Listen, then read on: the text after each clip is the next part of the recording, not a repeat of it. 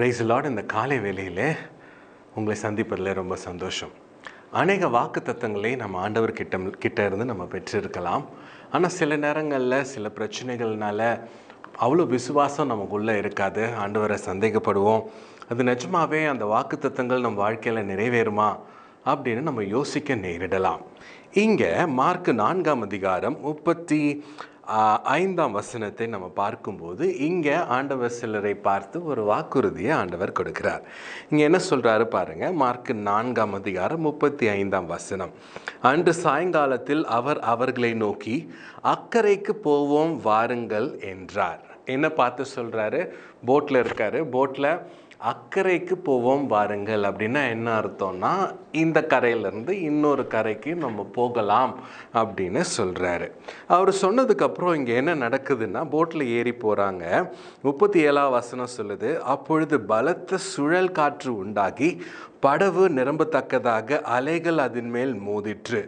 So இதை யார் எழுதியிருப்பா அப்படின்னா, மார்க் தான் எழுதியிருக்காரு. யார் சொல்ல கேட்டு எழுதியிருப்பான்னா, பேதுரு சொல்ல கேட்டு மார்க் எழுதியிருப்பார். இந்த போட்டில் அப்போ யார் இருக்கா? பேதுரு இருக்கார். பேதுரு யார்? மீனவன். பேதுரு கூட யோவான் இருக்காங்க, அந்திரேயா இருக்காங்க, யாக்கோபு இருக்கார், பெரிய யாக்கோபு. இவங்க எல்லாருமே கடல்லையே வளர்ந்தவங்க. அவங்களுக்கு கடலை பற்றி ரொம்ப நல்லா தெரியும். அதுவும் அவங்க ரொம்ப பழக்கப்பட்ட அந்த கடலில் தான், அந்த ஏரியாவில் தான் அவங்க இருக்காங்க. ஆனால் இவங்க எழுதி வச்சுருக்காங்க பாருங்கள், பலத்த சுழல் காற்று. மக்கள் என்ன சொல்கிறாங்கன்னா, இன்றைக்கும் அந்த ஏரியாவில் பலத்த சுழல் காற்று அப்பப்போ வரும் அப்படின்னு சொல்கிறாங்க. இவங்க எழுதி வச்சுருக்கிறது பலத்த சுழல் காற்று, படகு நிரம்பத்தக்கதாக அலைகள் அதன் மேல் மோதிட்டுன்னா நிஜமாவே ஒரு கொடுமையான ஒரு அலை தான் வந்திருக்கு. இன்றைக்கி ஆண்டவர் உங்களுக்கும் எனக்கும் வாக்குத்தத்தங்களை கொடுத்துருக்கலாம். அக்கறைக்கு நீங்கள் நான் உன்னை கூட்டிகிட்டு போகிறேன் அப்படின்னு ஆண்டவர் சொல்லியிருக்கலாம். ஆனால் நடுவில் இந்த பிரச்சனைகள்லாம் வந்து மோதும்போது பயங்கர பெரிய பிரச்சனையாக உங்களுக்கும் எனக்கும் தோணலாம். ஆனால் வாக்குத்தத்தம் கொடுத்தது யார் அப்படின்னு பார்த்தீங்கன்னா, ஆண்டவர் சொல்லியிருக்கிறார். அவர் சொன்னது தான். அக்கறைக்கு போகலாம் பாருங்கள்னு சொன்னால் கண்டிப்பாக நம்ம என்ன இருந்தாலும் அக்கறைக்கு போகிறோம் என்பது நிஜமாவே நிச்சயமாக இருக்கிறது. நாம் படுத்தி வைக்கக்கூடிய ஒரு காரியம் என்னென்னா, அவர் கூட இருக்காரா அப்படின்றது நம்ம கன்ஃபார்ம் பண்ணிக்கணும். இந்த படகுல, இந்த கப்பலில் யார் கூட இருக்கா? ஆண்டவர் கூட இருக்கார். அதனால ஆண்டவரை பார்த்து அவங்க சொல்கிறாங்க, ஆண்டவரே நீங்கள் தூங்கிட்டு இருக்கீங்களே, நாங்களாம் அழிந்து போகிறோமே அப்படின்னு சொல்கிறாங்க. ஆண்டவர் எழுந்து காற்றையும் கடலையும் அதட்டுகிறார். ஆண்டவர் சொன்னால் நிச்சயமாகவே அக்கறைக்கு நம்ம போவோம். ஆண்டவர் நம்ம கூட இருக்காரா என்பது மிக அவசியமாக இருக்கிறது. ஆண்டவர் நம்ம கூட இருக்கார் என்றால் நம்ம பயப்பட வேண்டிய அவசியம் இல்லை. தைரியமாக நாம் அவரை நோக்கி கூப்பிடலாம்.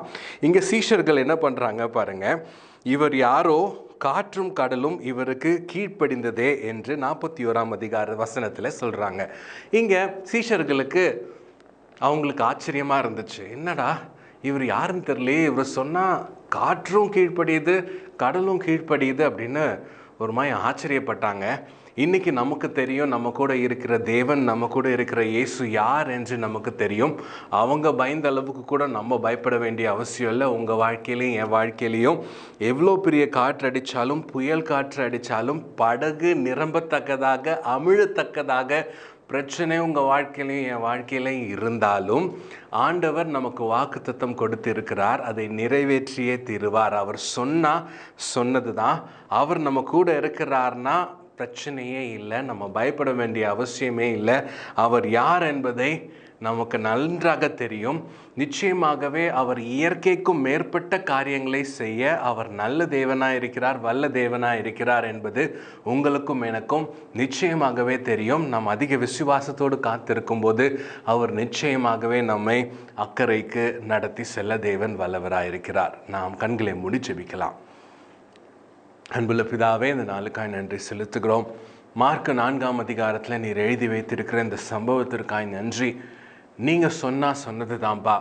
ஒருவேளை காற்று வீசலாம், படகு அமிழத்தக்க காற்று வீசலாம், கடல் தண்ணீர் உள்ளே வரலாம். ஆனாலும் நீர் சொன்னதுனால நாங்கள் அக்கறைக்கு போய் சேருவோம் என்பதை விசுவாசிக்கிறோம்.